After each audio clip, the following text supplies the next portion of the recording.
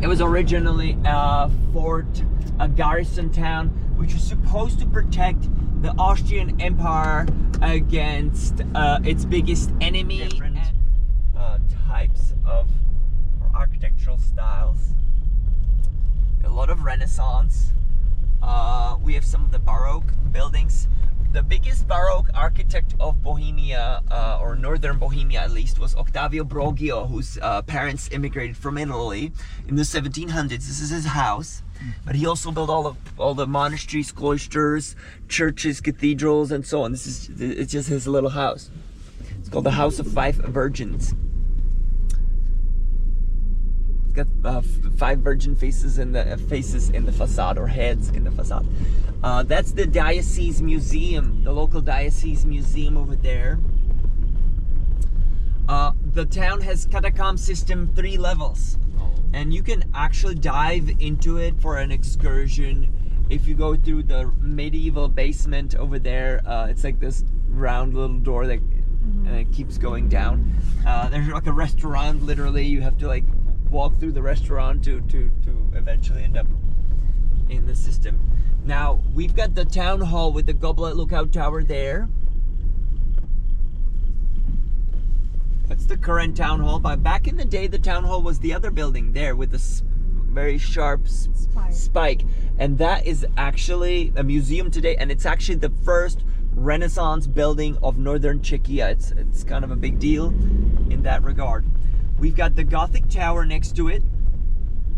The town hall was Renaissance. The tower is actual Gothic from the medieval times, 1400s. And the interesting thing about the Gothic tower there is that it's actually conjoined with a Baroque church.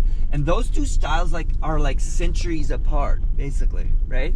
Gothic is 12 to 1400s. Baroque would be 1700s, 18th century, right? And they're like jammed together as if like nothing, you know, not a big deal.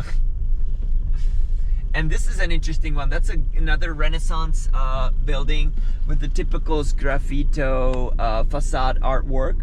And they had to scratch through the top layer to get to the bottom layer as long as the top layer was still wet. When the top layer dries up, you're done. You can't do the sophisticated patterns anymore. Now, if you look on the left side of the building, what's going on there? It's not even finished. Do you guys see that? Yeah. A lot of the paintings are not finished. It probably dried up, and that was it for artwork. And what is that style? What did you say? It's a Renaissance. It's generally Renaissance, and the name for the artwork is called sgraffito. Oh, okay. Terezin doprava. Oh, Terezin. There's a detour again.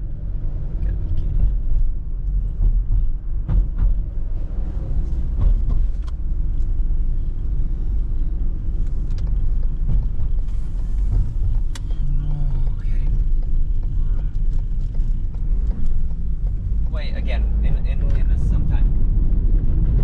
So that's the river. This is the river, the so-called Salmon River. We saw it confluence joining with the Elbe earlier at the bridge. This is the river that divides the fort into 2 fortresses.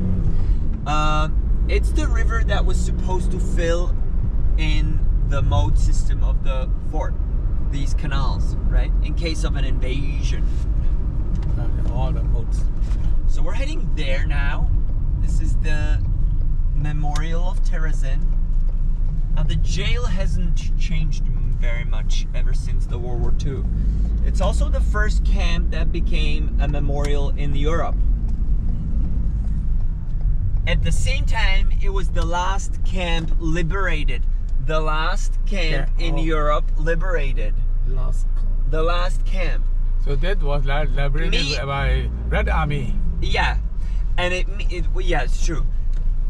It means that all the other camps, Nazis tried to evacuate into this one because they never wanted to release the prisoners. They would like evacuate them further and further and further until this is their...